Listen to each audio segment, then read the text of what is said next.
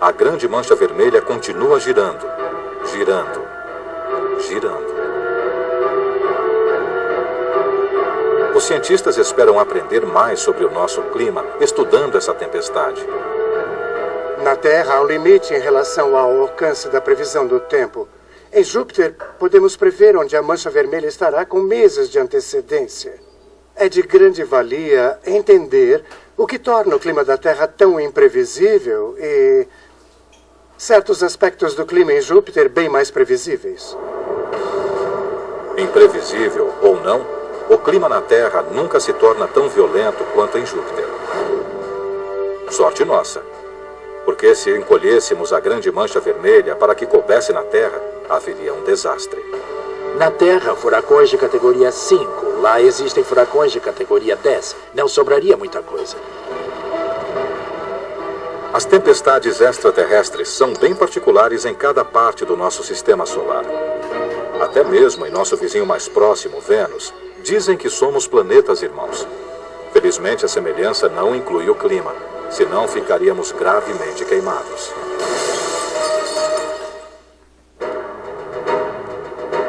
Vênus pode ser nosso vizinho mais próximo, mas, de algum modo, seu clima é radicalmente diferente do nosso. O segundo planeta, a partir do Sol, é uma mistura de aterro de lixo tóxico com o Vale da Morte. Só que pior. Acho que seria quase uma definição planetária do inferno.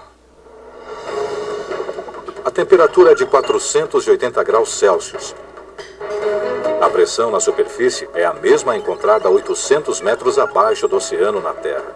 E como se isso não bastasse, a atmosfera superior de Vênus é asfixiante, devido às nuvens de ácido sulfúrico, e os ventos registram 400 km por hora.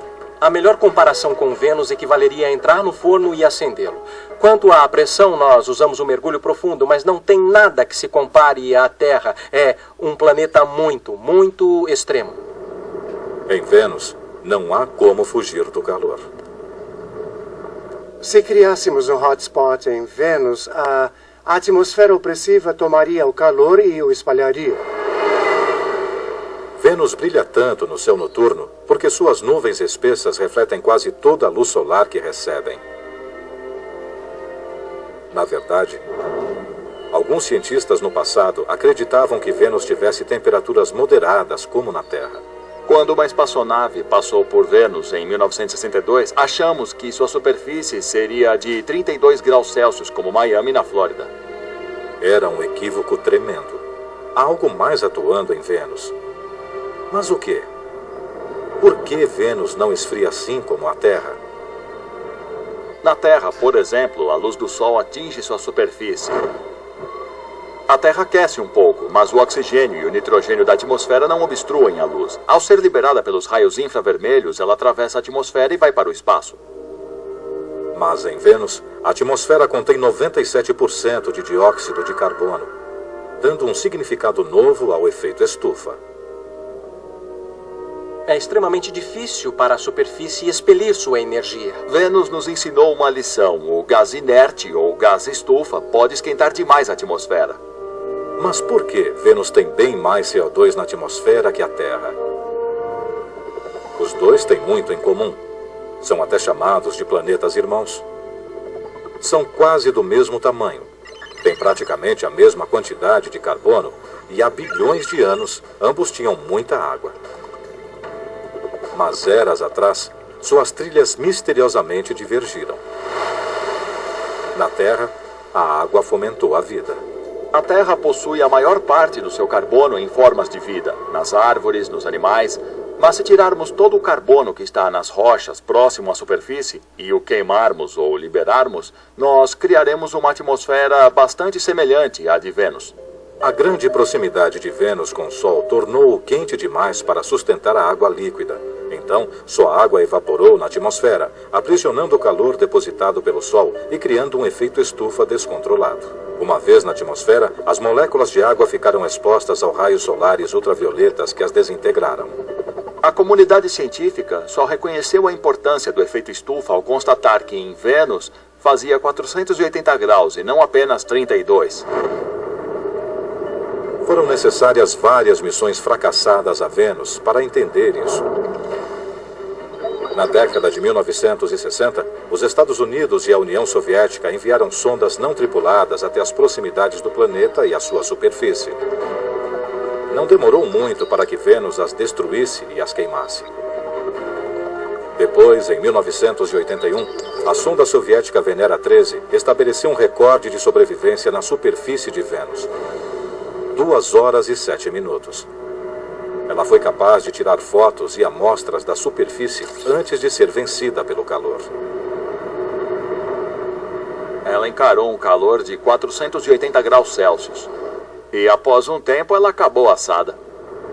Um dia, os cientistas esperam enviar uma sonda a Vênus que sobreviva ao ambiente infernal e nos ajude a confirmar a teoria sobre a forma como esse planeta se diferenciou. Se as circunstâncias fossem ligeiramente diferentes, esse planeta irmão poderia ser nosso irmão gêmeo. Sem o nosso escudo atmosférico, estaremos a caminho do inferno. Quando o aquecimento chegasse a 200 graus Celsius, começaria a sair fumaça. E bem antes dos 480 graus, a Terra entraria em chamas devido ao oxigênio. Após a evaporação dos oceanos, o carbono aprisionado em rochas no leito do mar cozinharia. E durante milhões de anos, reentraria na atmosfera. Se voltássemos à Terra após algo assim acontecer, encontraríamos um planeta parecido com Vênus. Estamos muito longe de uma mudança tão drástica, mas é desalentador olhar para o planeta irmão da Terra e constatar a trilha tão diferente que esse planeta percorreu. Então, forças cósmicas transformaram Vênus num churrasco planetário. Mas, nesse mundo violento e tempestuoso, o tempo e os elementos geraram algumas das tempestades mais fortes já registradas. Bem-vindos a Saturno.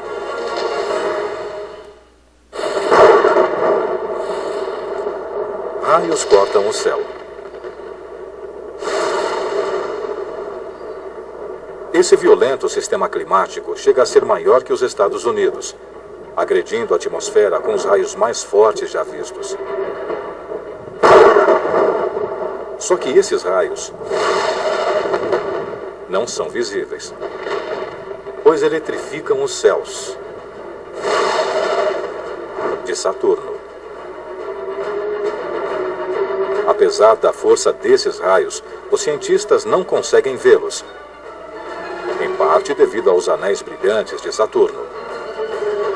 Os anéis são tão brilhantes que, se estivéssemos do lado escuro de Saturno, lá estaria bem mais claro que a Terra sob a lua cheia. E Saturno também esconde seus raios dentro de nuvens espessas e sufocantes de amônia. As descargas elétricas ocorrem 100 quilômetros abaixo.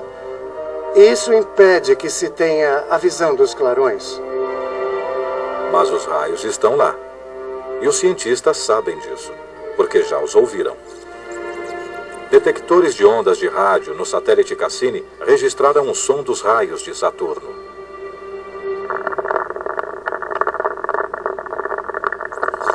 Dá para você ouvir a estática causada pelo raio, assim como num rádio AM aqui na Terra. Essa estática revela a força dos raios que não conseguimos ver. Podemos medir a energia dessas ondas sonoras e compará-la com a energia captada pelo rádio quando ocorre uma grande tempestade na Terra. As de Saturno são grandes e mais intensas, talvez 100 vezes mais. Os raios da Terra podem ajudar os cientistas a entender como são as tempestades em Saturno. Dentro das nuvens de tempestade na Terra, assim como em Saturno, correntes ascendentes levam a umidade para o alto, formando gelo. Esses cristais de gelo roçam uns nos outros, ficam com carga positiva e são atraídos pelas gotículas de água com carga negativa mais abaixo na nuvem. Isso prepara o terreno para uma descarga de energia potencialmente forte. Após a separação das cargas que se acumulam intensamente, há quem pense que a força possa chegar a 100 milhões de volts. E a nuvem precisa liberar essa energia. Em Saturno, ocorre o mesmo numa escala muito maior. Na verdade, as descargas são 100 vezes mais fortes que as da Terra. Ou seja, a eletricidade equivale a 10 bilhões de volts. As tempestades no hemisfério sul de Saturno alcançam milhares de quilômetros e podem durar até um mês. Mas os cientistas não sabem ao certo o que torna as tempestades de Saturno mais intensas e longas. Talvez isso se deva à atmosfera supersaturada de Saturno. Comparativamente, o fato de haver mais água na atmosfera de Saturno talvez potencialize as tempestades. Mais gotículas de água significam mais fricção, ou seja, raios maiores. Mas a energia que emerge do planeta também pode contribuir para a força das tempestades de Saturno. O fato é que o corredor de raios em Saturno situa-se num local onde os ventos sopram mais devagar. Se nos aprofundarmos na atmosfera, os ventos serão os mesmos. É um local onde a energia liberada mais abaixo pode chegar à atmosfera superior sem ser desviada. Isso permite que as tempestades sejam organizadas. A atmosfera da Terra não é assim. Embora nossas tempestades possam ser violentas, não são nada em comparação com as de Saturno. Mesmo uma super tempestade modesta em Saturno seria devastadora aqui. Uma tempestade típica de Saturno na Terra abrangeria toda a América do Norte e teria chuva e ventos muito fortes. Seria realmente alguma coisa sem precedentes na Terra. As tempestades hiperviolentas de Saturno provam que nossos vizinhos planetários têm climas bem mais brutais que o nosso.